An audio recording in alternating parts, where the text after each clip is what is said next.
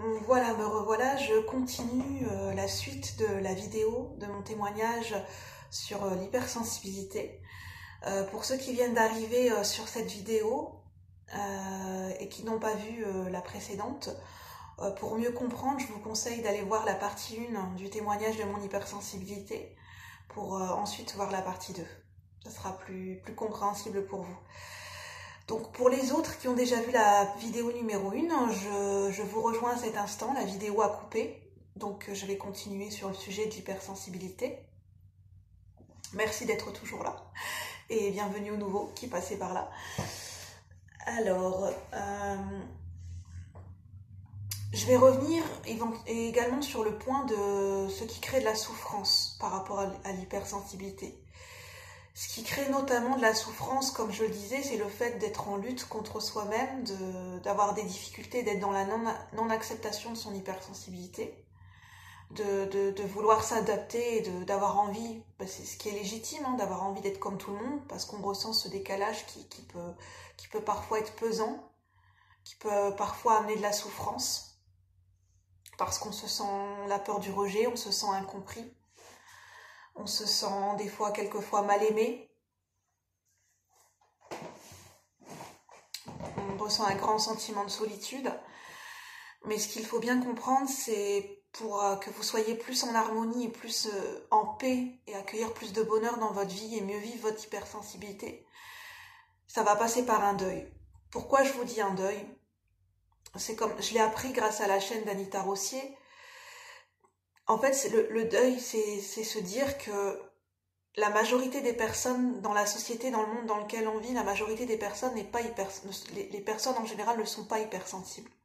La majorité des gens sont dans les livres pour l'hypersensibilité sont considérés, enfin c'est un terme pour question de pratique, sont considérés comme normaux pensants. C'est-à-dire qu'ils ont une manière de penser qui est majoritairement qui n'est pas de l'hypersensibilité en fait. Ce sont des gens qui ont une sensibilité qui est à un degré moindre. C'est-à-dire que l'hypersensibilité, c'est le fait de ressentir des émotions très vives à un degré plus important. Donc ce deuil, c'est-à-dire de faire le deuil que vous ne serez jamais comme tout le monde, que vous avez cette particularité, cette différence, et que les gens qui sont autour de vous, s'ils ne sont pas hypersensibles, ne comprendront jamais totalement ce que vous pouvez ressentir et ce que vous pouvez vivre. Ça ne veut pas dire que vous ne pourrez pas créer des liens avec les gens autour de vous, mais de bien vous dire que si vous voulez instaurer une communication, d'abord il va falloir apprendre à vous connaître, à mieux comprendre votre hypersensibilité pour en parler à votre entourage, pour exprimer comment vous ressentez les choses et quels sont vos besoins. Et là, à partir de là, vous pourrez communiquer et instaurer un vrai dialogue. Ce que je peux vous conseiller, c'est si vous avez du mal à communiquer avec votre entourage de par votre hypersensibilité, n'hésitez pas à aller vers des gens autour de vous avec qui vous pouvez créer un véritable lien de confiance, avec qui vous pouvez vous confier, que ce soit des amis, des personnes nouvellement rencontrées, des personnes dans des groupes, grâce à des réseaux sociaux, des personnes que vous pouvez rencontrer au travers de vos passions, dans des activités extrascolaires ou en dehors du travail. N'hésitez pas, ça pourra grandement vous faire du bien, vous aider. Ça sera un point d'ancrage et un point de repère pour vous en fait. Ça va vous apporter de la sécurité affective, du réconfort, et c'est ce qui va vous permettre de vous sentir mieux au quotidien. Ce sera votre point de repère, votre point d'ancrage, d'avoir ce relationnel peut-être à l'extérieur d'un entourage familial. Si vous ne vous sentez pas à l'aise à vous confier par rapport à ce sujet avec votre famille pour le moment. C'est ce que je pourrais vous conseiller. Là, je vais mieux vous parler de ce qu'est l'hypersensibilité, de tout ce que ça implique. L'hypersensibilité, ce n'est pas que le fait de ressentir des émotions de manière très vive et d'avoir cette, d'être impacté, d'être parfois éponge émotionnelle et d'emmagasiner les émotions aussi des autres et de tout ce qui nous entoure.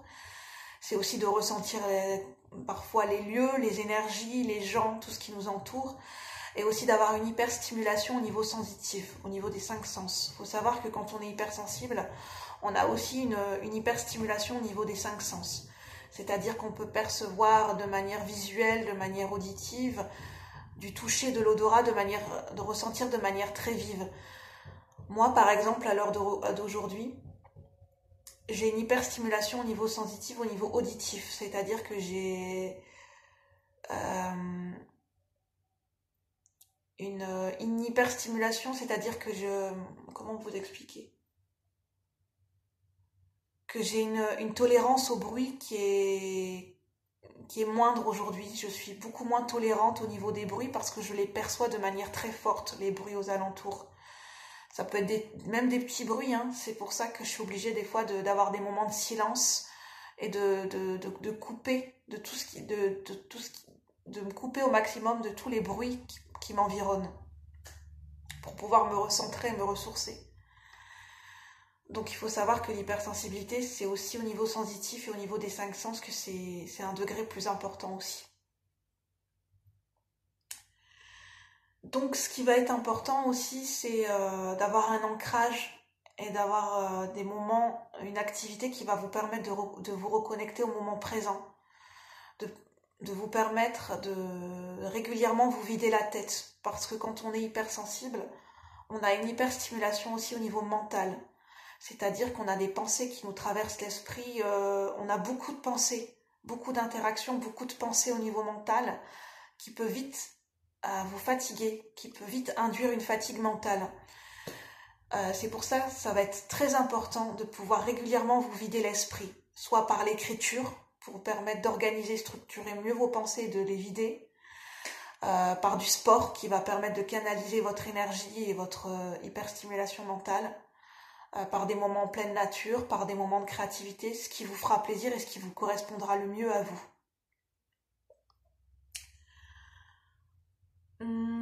Il faut savoir aussi que quand on est hypersensible, il y a des moments où on a des sensations de vide intérieur, on se sent vide. Il y a des moments où on se sent déprimé, on ne sait pas pourquoi, on ne se sent pas heureux, il n'y a rien qui nous correspond, on a envie de rien, on n'a pas de goût, on a des moments de déprime. En fait, ça fait partie aussi, ça peut être induit par l'hypersensibilité. Des moments d'anxiété et des moments de vide intérieur, des moments de déprime, parce qu'en fait, on a un cerveau qui tourne à plein régime, avec beaucoup de pensées. On a un cerveau qui est très puissant, en fait, comment dire, qui a besoin d'être nourri aussi. On a besoin de se vider l'esprit, mais on a aussi besoin de se nourrir. Ça peut être par des activités intellectuelles, des activités qui vont vous permettre de vous nourrir l'esprit. Toutes sortes d'activités intellectuelles, de ce qui vous rend curieux, de toujours avoir des nouvelles activités qui vont vous engendrer des nouvelles connaissances, en fait, toujours pour nourrir votre esprit curieux. Parce que quand on est hypersensible, on a un esprit curieux. On a un besoin d'apprentissage qui est plus important que les autres personnes. Donc c'est toujours bien d'alimenter des nouvelles passions, des nouvelles activités qui permettent de nourrir votre esprit, des activités qui vous font du bien, qui nourrissent votre esprit, qui vous nourrissent votre âme. Il faut savoir aussi que l'anxiété est plus importante chez les personnes hypersensibles. C'est pour ça que ça va être très important d'avoir des moments de pause, de reconnexion avec la nature, de reconnexion avec vous-même dans le silence, de pouvoir extérioriser vos émotions, vos pensées, de vous vider régulièrement la tête, de favoriser un bon environnement et une bonne qualité de sommeil, de veiller à avoir une bonne qualité de sommeil et une bonne hygiène de vie. Ça va être très important, notamment quand on est hypersensible. D'avoir un rythme de vie qui vous correspond. Et qu'est-ce que je pourrais rajouter ?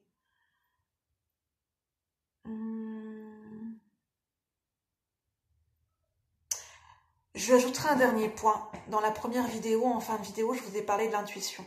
Ce qui va vraiment vous aider, ce n'est pas tant votre mental quand on est hypersensible. Pourquoi ? Parce comme on a une hyperstimulation au niveau du cerveau, qui sont parasités par beaucoup de pensées, qui peuvent être négatives le plus souvent, des fois ce n'est pas votre mental qui va vous aider dans certaines situations, parce que ça va vous impacter, ça va vous impacter dans la difficulté à réfléchir, à vous concentrer.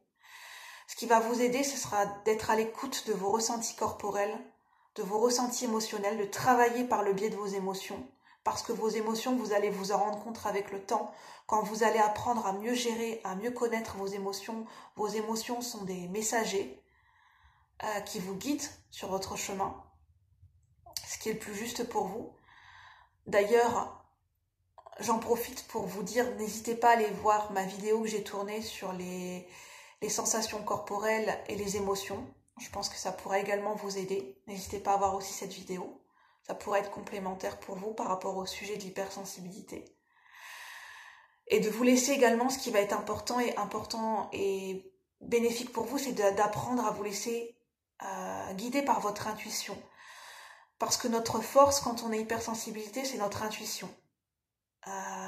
C'est votre intuition qui va vous aiguiller, qui va vous dire dans certaines situations, est-ce que cette situation est bonne pour vous? Est-ce que vous vous sentez en accord avec vous-même? Est-ce que cette personne, vous vous sentez bien dans l'échange que vous avez avec cette personne en face de vous? Votre intuition va être un élément phare pour vous guider en fait, au travers de ce que vous ressentez et de ce qui peut être juste pour vous. D'écouter votre corps, de faire attention à votre corps en le nourrissant sainement, en faisant du sport, en vous reposant régulièrement, l'esprit et le corps. Et une fois que vous aurez mis en fait des pratiques qui vont vous permettre de mieux gérer votre hypersensibilité, ça sera plus adéquat et plus simple pour avoir une meilleure harmonie et de meilleurs échanges avec les personnes qui vous entourent.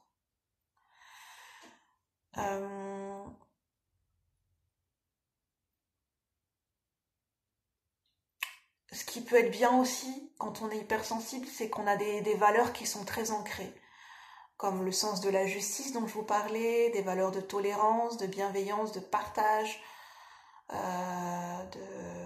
d'honnêteté, de loyauté, de sincérité.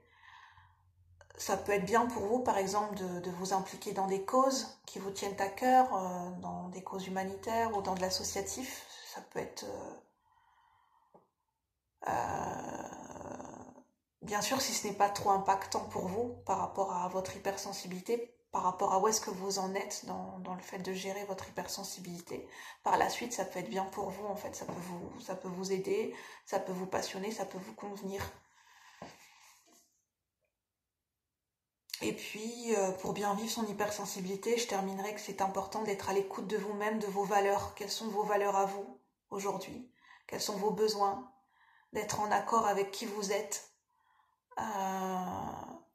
C'est-à-dire au niveau de votre façon de penser, au niveau de vos émotions, au niveau de ce que vous ressentez dans votre cœur, ce qui est juste pour vous, au niveau de vos actions, d'être en alignement, en adéquation entre vos actions, votre manière de penser, votre manière de vivre vos émotions. Voilà, je ferai d'autres sujets sur l'hypersensibilité, mais j'espère que ces 2 vidéos vous apporteront des informations déjà qui pourront déjà vous aiguiller pour mieux vivre votre hypersensibilité. N'hésitez pas à me faire des retours si vous avez des questions, si vous avez des besoins, des points d'éclairage par rapport à certains détails, à certains sujets que j'ai évoqués dans ces 2 vidéos. N'hésitez pas à me faire des retours. Ça sera avec plaisir que je vous répondrai. Et puis, je vous souhaite une très bonne fin d'après-midi et je vous dis à bientôt pour de nouvelles vidéos. Au revoir.